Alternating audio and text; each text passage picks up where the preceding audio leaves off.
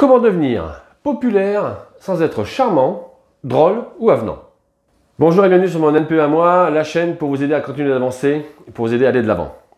Je suis Francis Berthelot, coach de vie et coach en psychologie positive.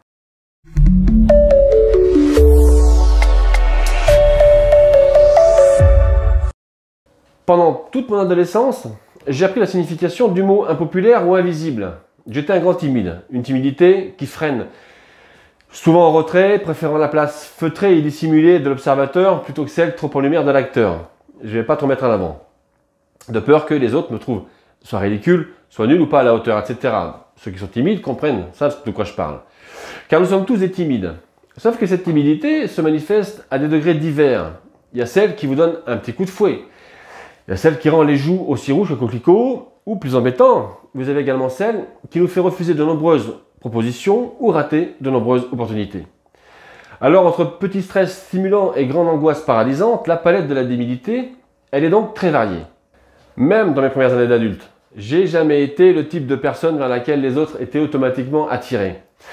J'étais incapable de faire une bonne blague ou de charmer mon monde dans des soirées, des cocktails ou autres dîners. J'étais pas un maître S-conversation, ça c'est sûr. Je pensais que je n'atteindrais jamais la popularité et que je devais juste vivre avec ça. Mais j'ai ensuite appris à m'adapter très rapidement.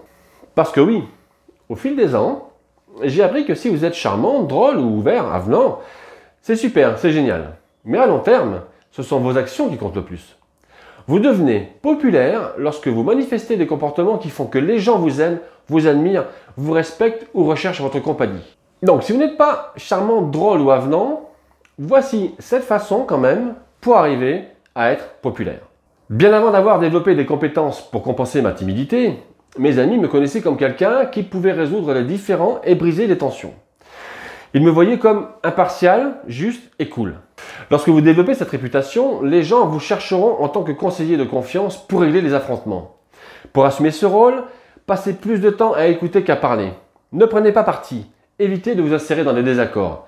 Et si quelqu'un vous demande votre avis, dites « je ne sais pas » tout en demandant que chacun explique sa position sur la question. Vous serez étonné de la fréquence à laquelle les gens règlent les choses sans effort supplémentaire de votre part, mais vous obtiendrez toujours le mérite d'avoir rétabli la paix. Faites des compliments inoubliables et dignes de ce nom. Tout le monde peut faire un compliment, mais la plupart des compliments peuvent être en général une source possible de malaise car elles suscitent des réactions émotionnelles telles que la gêne de ne pas savoir quoi répondre, par manque d'habitude aussi, parce que la plupart d'entre nous avons reçu plus de critiques que de compliments. Ça peut aussi susciter le sentiment de ne pas mériter le compliment, surtout dans l'univers professionnel. Certains d'entre nous répondent d'ailleurs spontanément, en majeure partie du temps, « j'ai fait que mon travail ». On peut aussi susciter la pression de devoir être à la hauteur en toutes circonstances, pour toute la vie.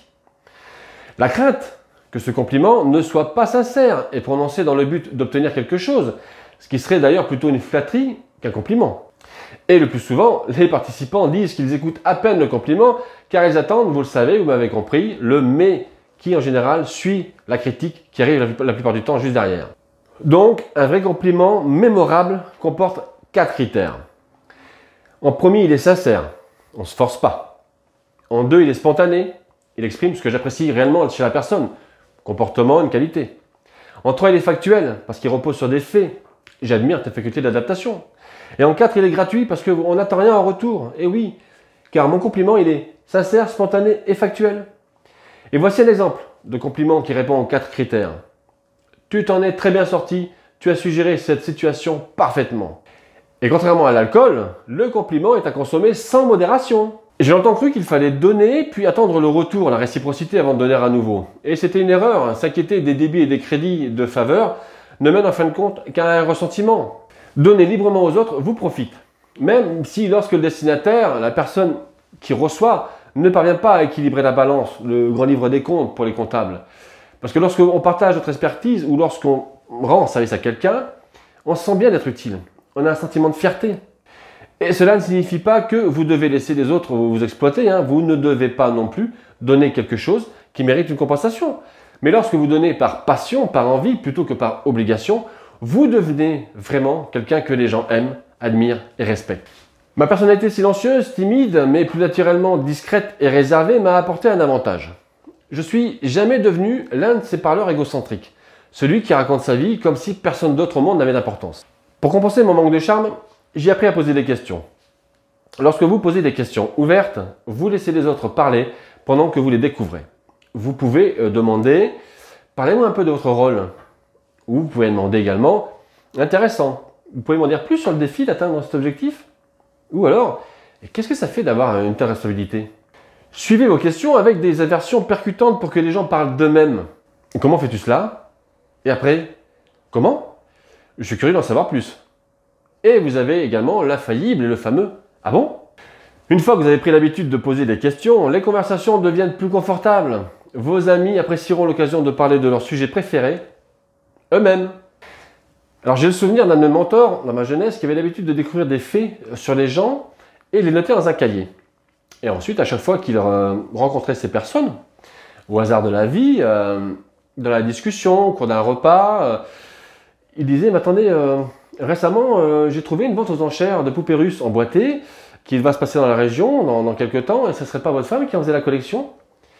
Et évidemment, il y a toujours le plaisir de la personne en face de se dire « Mais c'est touchant de se rappeler comme ça d'une telle chose anodine. » Alors, vous n'avez pas besoin d'être aussi organisé à ce sujet, mais trouvez votre propre façon de vous souvenir des détails apparemment insignifiants de la vie d'une personne. Cela les fait s'allumer. Ils ont vraiment l'impression d'être vivants et ils se rendent compte que vous écoutez vraiment et que vous leur portez une grande attention. Certaines personnes expriment rapidement la négativité lorsque les choses ne se passent pas comme elles le souhaitent. Et ça, je le sais parce que j'ai été l'une d'entre elles pendant de nombreuses années. Je le suis beaucoup moins. Mais après des années à entendre « Pourquoi tu es toujours aussi négatif ?» j'ai pris conscience de mon comportement. Alors oui, éviter la négativité et se plaindre ne vous rendra pas immédiatement le plus populaire. Mais être celui qui trouve toujours un problème dans tout est sûr et certain de repousser les gens comme un steak dans une retraite végétalienne.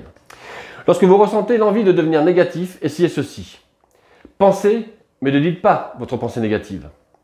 Changez les perspectives. Demandez-vous quel bien peut-on en retirer et comment puis-je en faire quelque chose de positif. Soyez le premier à diriger, soyez le premier à défendre, soyez le premier à dénoncer l'injustice. Et là, si vous me suivez, si vous continuez à me suivre, vous allez voir que vous êtes avec la bonne personne.